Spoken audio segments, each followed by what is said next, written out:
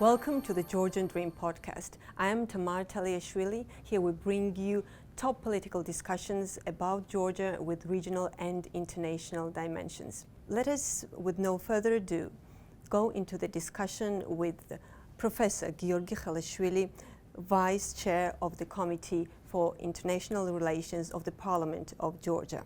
All right, Georgi, now we're in the midst of the local elections. There are so many fundamental rights of the citizens at stake, but I would like to talk and discuss one of the most fundamental rights decisive at this moment.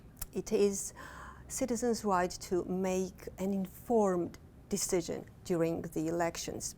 In the mess of fake news, disinformation, some campaigns full of hatred and disgust, these fundamental rights can be endangered. Yeah, that's right. This pre-election period has a huge problem of polarization, which is also the fundamental problem of Georgia's political culture, and I would say at the core of this very unpleasant and dangerous political discussion, which doesn't know much of reasonable boundary of permissible. In that context, in this context of the drive towards polarization, the truth usually is the first victim. And in this particular case, we have a problem of stretching that truth. And this is, I would say, largely in line with the tradition of Russian misinformation, which is about denying the truth, manipulating the truth, and then inciting the very emotions, that are very close to acrimony, hatred, loathing. And then as a result, the citizens are lost and emotionally aroused, and then they lose, the entire society then loses the judgment, the sense of judgment, how to make an informed decision. There was a very, very telling case when the opposition TV channels and the opposition leaders claimed that Georgian Dream activists or sort of our political coordinators threw out a cameraman of an opposition TV channel who sustained grave injuries. And this was a major news for all the opposition channels. They were parroting each other the entire evening and then inciting this hatred towards the government, towards the ruling party, using all the derogatory terms. And then in the end of the day, it turned out that the cameraman was walking backwards. He just hit the rail and fell over and didn't sustain any serious injuries either. But in the end of the day, the entire media space was saturated with this sense of urgency, sense of hatred, sense of something criminal happening in the Georgian political scene. Drama, I would say. The drama, yes, yeah. Absolutely. And then we have basically this three-dimensional problem with the fake news in Georgia and this misinformation. The first is distorting the facts, the second is arousing hatred and distaste, and the third is manipulation of the coverage of the news. Yeah, indeed, the shocking news that take and spread all over the media, all outlets, it is really a grave situation. To my heart, very close is the notion of the local authorities, and because local authorities is the front line of democracy. And Georgia has committed to the European Charter of Local Self-Government, which is based on a great European tradition of building the state from the bottom up. It is strengthening local households, local towns and cities, and stronger local households are stronger local economy, enterprise, freedom of movement of goods, better childcare and transportation, environment.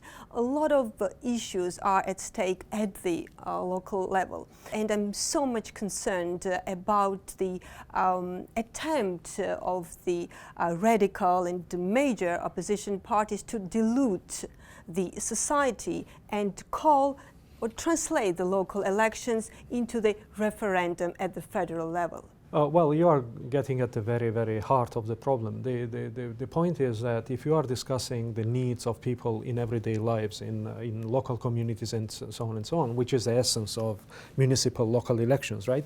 Then immediately you're going to the substantive part of the discussion. And then that means that you can engage constructively, even the opposition, journalists, international community, and most importantly, the local population, the electorate. But this is precisely what the radical opposition hates, because in that case their cause is lost entirely. This is why then they are making the zero-sum claim, that you either lose or win entirely. And then the best strategy for them, best in a sense of selfish interest, is not to discuss the needs of local communities, but to present the entire picture in somewhat biblical terms. You know, it's a referendum. It is a make or break point, and so on and so on. And of course, unfortunately, their propagandistic arms, so to speak, the TV channels and then social media and so on, exactly feed on that narrative. And what we found was that in absolute cases, first was disinformation, simply reporting wrong facts. And second, the way is basically to put so much emotion in it, the negative emotion like hatred, you know, the loathing, acrimony, you know, that it's almost impossible then to follow the facts. And the third way is manipulation. You know, it's about the reporting style, you know, the using of the language. I mean, it's very basic, of course. It's very visible for anyone who ever studied politics or sociology or anything close to that. But nonetheless, you know, for the electorate, this creates this sense of Armageddon, if you will. But then in the end of the day, this is precisely the problem. Then that is feeding the polarization style of Georgian politics. And in the end of the day, that's very dangerous and very, I would say, you know, damaging to the country and society at large. Exactly, and you know, we had a discussion with Irakli Kopakhidze about this phantom of the political crisis and like staging in pre-election period as well as preparing, I would say, for the period after the elections. So if you don't really conduct a local election campaign and you throw this hatred out into the public, then you are preparing something grave for afterwards. Yes, well, the opposition, we have to know that the opposition is not preparing for elections, but the opposition is preparing for the period after the elections, and their purpose is not winning the elections, which they cannot do, and everybody can see that. The purpose is to discredit the elections and then possibly through some turmoil, through some you know, violent means, attempt to overthrow the government. I mean, that is as simple as it is. However, how they do it is by preparing the public opinion that it is not a normal election, but it is somehow discredited even before the election day, and they know precisely who is going to win. And of course, for that purpose, their beloved instrument is surveys, polls, you know, and so on, you know, instruments like that. And what happens in the end of the day is that they project victory or abnormally high numbers for the political forces who are in fact much, much less popular than that. And then in the end of the day, what they say is that, well, our prediction was right, and then it didn't materialize, therefore there should be a problem with conduct of the elections, right? And I think that was the case with previous elections as well, but we saw through very thorough investigation by the Parliamentary Inquiry Commission that there was no, absolutely whatsoever, grounds for believing that the elections were either rigged or distorted in any other way. And it's most telling that the opposition failed to bring a single argument for justifying their false claims about rigging of the elections. This is this is a broad picture where we live in, and with you, what we are facing in our everyday activity. But in the end of the day, this should stop somewhere. I mean, but the hope is that society at some point, the society largely understands the problem, but hopefully at some point then this manipulative disinformation campaigns will stop, because they will cease to carry the day.